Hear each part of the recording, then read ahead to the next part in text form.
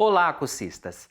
Eu sou Tiago Carvalho, ator, produtor, gestor cultural e educador e ministrarei o componente de produção e gestão cultural em teatro.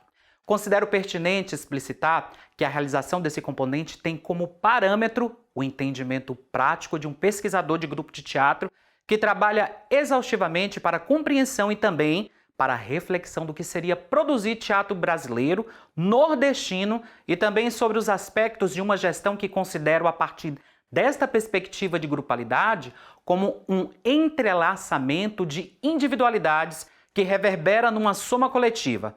Trata-se de um resultado de um processo linear, porém interativo, no qual eu vou construindo planos de trabalho a partir dos desejos de cada ação realizada dentro da minha coletividade. Importa ainda informar vocês que este é um trabalho de artesão, que vai sendo bordado, construindo com muitas mãos, sonhos, desejos, e neste componente nós iremos refletir como ações artísticas podem ser planejadas em etapas, seja a preparação, a coleta, análise e compartilhamento de ideias para uma captação e ou mesmo para a comercialização de um produto na elaboração de um projeto.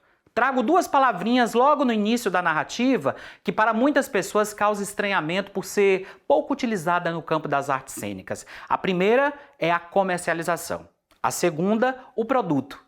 Aqui entenderemos juntos, juntas e juntos na prática como elas se relacionam e como as mesmas fazem sentido quando do uso de modo adequado. Na realização desse componente, pensaremos e estudaremos o campo da produção e gestão cultural com os seus desdobramentos. Também ancoraremos nos estudos das políticas públicas para entender na prática o que é gestão pública e cultural e como elas se manifestam na rotina de um grupo de teatro e ou de artistas da cena, seja na criação de um espetáculo e ou em uma ação de formação. A fim de se fazer essa identificação, faremos levantamentos de alguns dados documentais, iconográficos sobre a produção e a gestão de grupos na sua região, através de entrevistas com artistas produtores locais. Trarei nesta experiências de estudo de caso de grupos brasileiros, em especial grupos de teatro que reúnem a sua artesania no interior do estado da Bahia, uma vez que acredito ser de extrema importância a expressão dessa pluralidade e também singularidade que se manifesta em nosso fazer, pois são estes que fortalecem o que chamamos de capital baiana. Sobre os aspectos supracitados, trarei exemplos de diário de bordo, registros de ensaio, plano de produção, relatórios finais, fotografias e material audiovisual de espetáculos cênicos de dois grupos do qual faço parte. O primeiro é o grupo de teatro Finos Trapos, que no dia 4 de junho de 2023 fez 20 anos de existência, com um trabalho continuado, e o segundo, o coletivo das Liliths, com 10 anos de atuação. Ambos se formaram na Escola de Teatro da Universidade Federal da Bahia, na UFBA. Esses grupos possuem uma sede de trabalho intitulada de EVOE, Casa de Criação. O espaço é uma experiência de convergência entre os grupos e artistas da cidade do São Salvador. Abro esse parênteses, pois considero oportuno explicitar que a minha plataforma de atuação profissional se confunde com a trajetória dos grupos citados, visto que sou membro do Finos desde 2010 e do das Liliths desde a fundação em 2013. Desempenhando as funções de ator, produtor, gestor de projetos, participando da concepção, planejamento e execução de projetos artísticos dos coletivos. Também trarei outros documentos que poderão nos ajudar na compreensão dos termos que iremos elucidar durante a nossa viagem sobre produção e gestão cultural em teatro. Em nossa primeira aula, narrarei um pouco desse compartilhar e também do cooperar no campo da produção e da gestão em teatro. Neste, é importante lançarmos pontes entre os universos da cultura, mas especialmente nas questões relacionadas à administração teatral. Trataremos de temas como empreendedorismo, gestão, produção, organização e planejamento nas artes cênicas. É importante destacar que estes conteúdos geram arrepios em boa parte dos profissionais da cultura, mas a ideia é deixarmos de lado quaisquer preconceitos contra estas palavras, frequentemente demonizadas no meio cultural. Afinal, são apenas palavras. Precisamos buscar a essência de cada uma delas e verificar em que nível podem ser úteis ao nosso cotidiano, fazendo naturalmente as devidas críticas e adaptações, porque uma boa gestão precisa se fazer presente em qualquer negócio, inclusive nos negócios culturais. Dessa perspectiva, convido cada uma a entender seu objeto artístico como um negócio. Um espaço cultural é um negócio, um espetáculo teatral é um negócio, uma ação artística é um negócio da sua vida. Você não quer viver disso? Se deseja se profissionalizar verdadeiramente, precisa encontrar fontes de recursos para viabilizar suas iniciativas. Precisa se conectar com aqueles, com aquelas que querem pagar pelo seu produto. Outra palavrinha abominada. Sejam eles empresários, gestores públicos ou pessoas físicas, no final das contas, tudo é troca. Você oferece uma criação artística e outros, em contrapartida, lhe concedem um patrocínio. Aprovam seu projeto em um edital, pagam por um ingresso ou contribuem com a sua ação de cross-fund. Ao contextualizar a sua produção e a gestão cultural no Brasil, faz-se necessário mencionar que nas 2 últimas décadas, o setor cultural brasileiro experimentou um acelerado processo de expansão que beneficiou o fluxo inédito de recursos. Estes avanços foram expressivos, resultando na multiplicação de diversas oportunidades para artistas, técnicos e outros da área. Tivemos nesse meio termo um movimento irregular de fluidos que são conhecidos no campo da cultura em seu labor diário. Importa mencionar que o setor se ampliou de maneira surpreendente, gerando postos de trabalhos num ritmo acelerado. O êxodo compulsório de profissionais da cultura diminuiu consideravelmente em várias capitais, e mesmo algumas cidades no interior experimentaram novos tempos em que se tornou possível a um artista, produtor ou gestor desenvolver seu trabalho sem a necessidade de afirmação prévia em um grande encontro. Este crescimento foi significativo e permitiu o surgimento de experiências bem-sucedidas pelos 4 cantos do país. Os editais de financiamento se multiplicaram e os recursos começaram a irrigar a área. Embora ainda de maneira insuficiente, desequilibrada, tanto do ponto de vista da distribuição geográfica, quanto do perfil dos projetos beneficiados. Apesar de todos os avanços, é inegável que o modelo de financiamento à cultura construído no país ainda tem os seus limites. O maior desses limites talvez seja o caráter eventual, quando daquilo que é financiado, resultado inequívoco de um padrão determinado pelas leis de incentivo e seus horizontes anuais. Discute-se muito pouco sobre projetos de manutenção e continuidade, quase nunca se fala em planos plurianuais. Com isso, a permanência de grupos e entidades culturais continuam sendo um desafio para os seus produtores e gestores.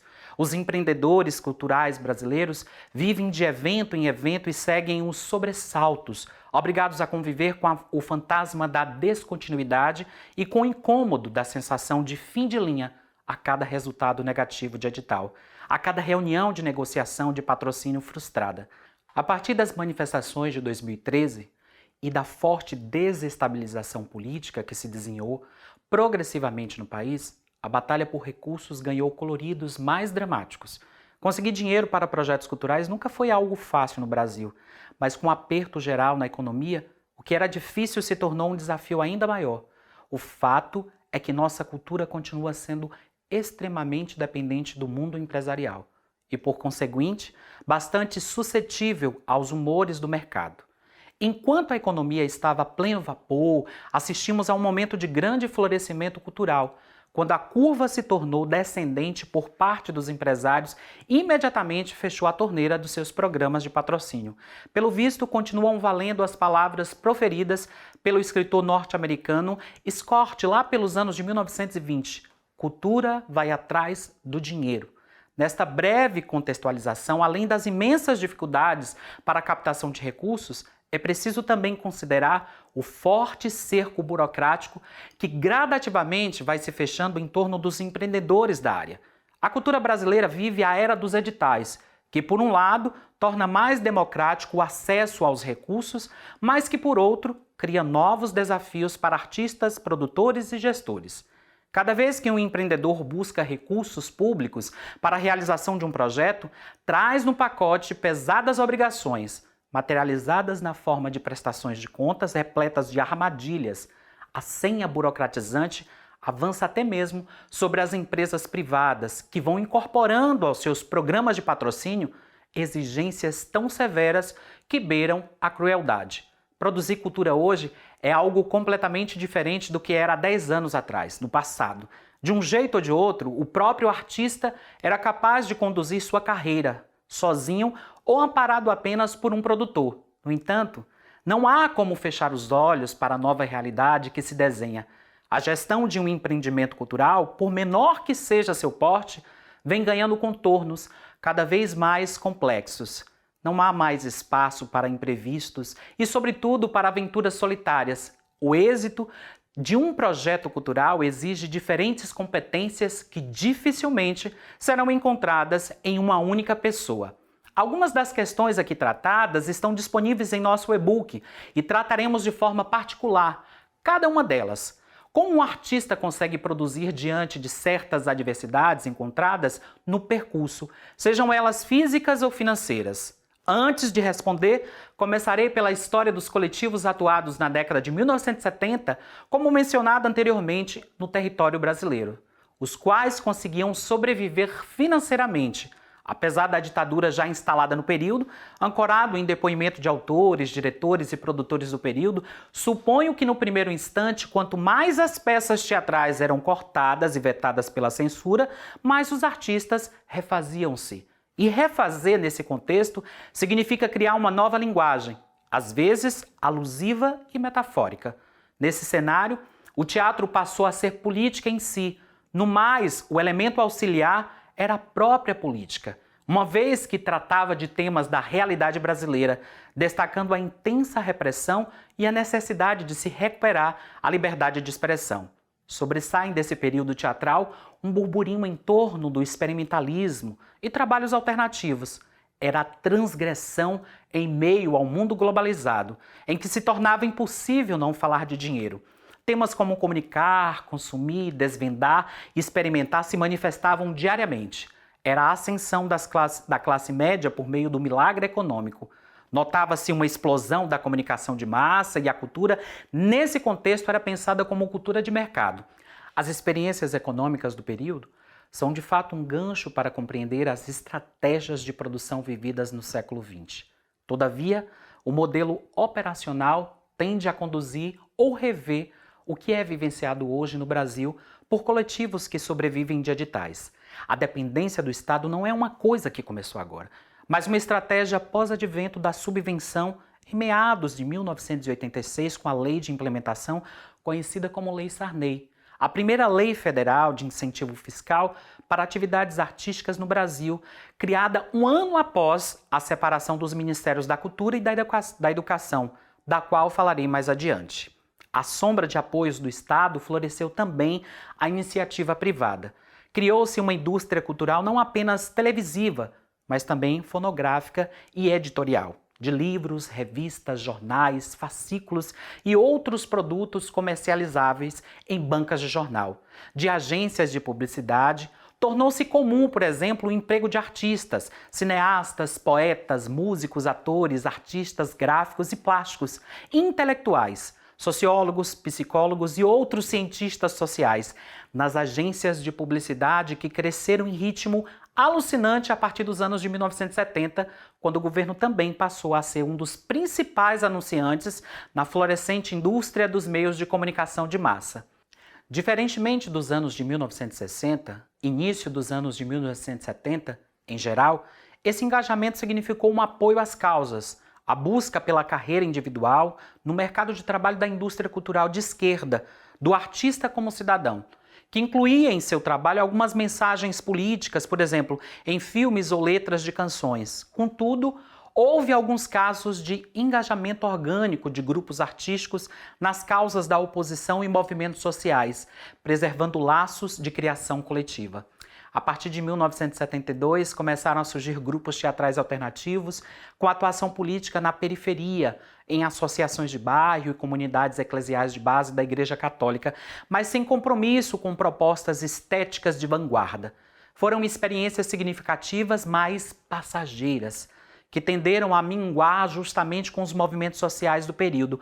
Um exemplo é o Grupo de Teatro Popular União Olho Vivo, que em fevereiro de 2023 completou 57 anos de existência, desenvolvendo apresentações de teatro em bairros de São Paulo e pelas cidades vizinhas desta capital. Ao analisar a trajetória do grupo, César Vieira descreve: não é um espetáculo de grupo de teatro, é um espetáculo de libertação de um povo massacrado e feito, usando o teatro como um meio e não como um fim. O grupo nasce para trocar experiências culturais com a população marginalizada. O caso dos coletivos teatrais que se firmaram nesse período são exemplos fundamentais para se pensar em experiências expressivas, que vão além do campo político e estético. Além do grupo de teatro popular União Olho Vivo, destacam-se também duas referências que julgo importantes para esse pensamento: o Asdrubal trouxe o trombone e o teatro ornitorrinco, os quais emergem de uma prática criativa observada na década de 1970. A primeira característica comum a esses coletivos dizem respeito à criação em equipe, isto é, as tarefas de coordenação e execução dos diversos setores administrativos e artísticos são divididos entre os membros. Outro ponto de convergência é o fato do Asdrubal trouxe o trombone e o teatro do ornitorrinco trazerem em suas respectivas trajetórias elementos que evidenciam um certo planejamento e gestão de grupos que apreciam nos esquemas de produção, como afirma Fernandes. A solução econômica encontrada pelos artistas, que não dispondo de capital para bancar uma produção, resolviam assumir coletivamente a responsabilidade de se empresariar. Significava a abertura de um espaço de trabalho independente das sugestões impostas pelo produtor e acabava desempenhando o papel de modelo possível para outros criadores. Os referidos grupos defendiam um método comum de trabalho. Todos os membros atuavam globalmente, por meio de um processo criativo.